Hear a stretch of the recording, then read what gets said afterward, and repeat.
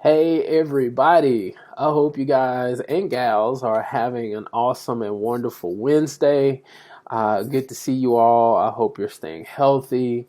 I hope you are in good mental space, and I hope you're enjoying your week so far.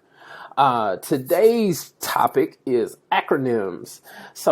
I recently posted something referring to e-commerce, and a good friend of mine, Austin, commented, and he told me that he was thankful that I broke down what SaaS meant. And that just completely baffled me because as a developer, I've been one for over 10 years. You just automatically assume people know this information, but you have to realize that not everyone knows everything that you know. So that's the purpose of today's video, is to give you a little education. So let's jump right in. So starting with the first, SaaS. And this was the one we mentioned earlier. SaaS stands for Software as a Service. In the most simplest way possible, SaaS is a piece of software created to solve a specific problem. Calendly is one of my favorites. Zoom is another, which majority of people in the world today are using. And Shopify, as I mentioned earlier, is another, which is primarily used for people in the e-commerce space. Any SaaS that you use has many different features, many different benefits, but essentially it's just a piece of software created to solve a specific problem. That's it. So moving on, the next is HTML. I've been a web developer for over 10 years now, and this has been around since as long as I have and way before I even started. So HTML stands for Hypertext Markup Language. I like to use home building as an analogy to help people understand websites. And in the scheme of things, HTML is the framework or the frame on which your house is built. HTML is a markup language, and it basically holds up the both the design and also the interactivity of your website. But essentially, HTML is just the framework on which a website is built. That's it.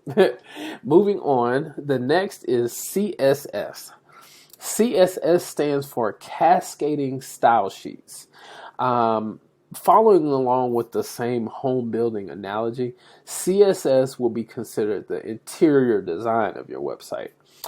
So in this case, on a website, the color of what buttons look like, the size of your font, or even what type of font you use, CSS powers all of that information. And if you've also been around a little bit, you might have seen some other derivatives of CSS called LESS, L-E-S-S, or SAS, which is spelled differently, S-A-S-S. Both of these are derivatives of CSS, the foundational language, but all of them work essentially the same. More from a developer standpoint, LESS and SAS are used for organization purposes and to help speed up your workflow a little faster. But it doesn't mean much to you if you're not a developer. Moving on, the next is PHP. PHP is kind of a weird acronym. It's PHP, but the name of it is Hypertext Preprocessor. Kind of strange, but basically it translates or processes the dynamic content on your website. So any content that's in your database, it processes or translates that content to be presented to you on the user interface of your website. And if you followed me for any bit of time, you know I'm a huge fan of WordPress, and PHP is the foundational language in which WordPress is built. And pretty much majority of CMSs like Drupal as well are built with PHP, but it's an extremely popular language and used worldwide. Now last up is SQL. This is SQL, SQL, however you want to pronounce it, but it's all the same. It stands for Structured Query Language. SQL is a language that is used for databases, and you guessed it, it queries the database or calls the database to find information.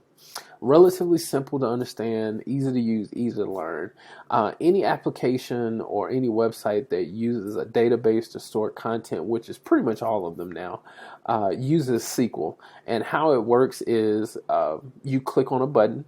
That button makes a call or a query to the database to pull content from the database. It is processed by, you guessed it, PHP, and it presented to you through CSS onto HTML, or the front end or user interface or framework of your website. So it all works together. But SQL is a pretty popular language as well. You might have seen other derivatives of it, which are really just specific instances or frameworks of SQL, which are MySQL, which is extremely popular, PostgreSQL. You might have seen MariaDB or Maria Database. And if you've heard of Oracle, Oracle is a enterprise database, but it uses SQL as well to power its inner workings. And last but not least, I hope you enjoyed all of this content. If everything was helpful, just leave me a comment below. And maybe you have some other acronyms that you may have seen and just don't quite understand. Drop them below. I would definitely help you out figuring out what those are. If I know them, if I don't, I'll find the answer for you. But I hope you have a great day, and I hope this video provided some value to you. Take care. Bye-bye.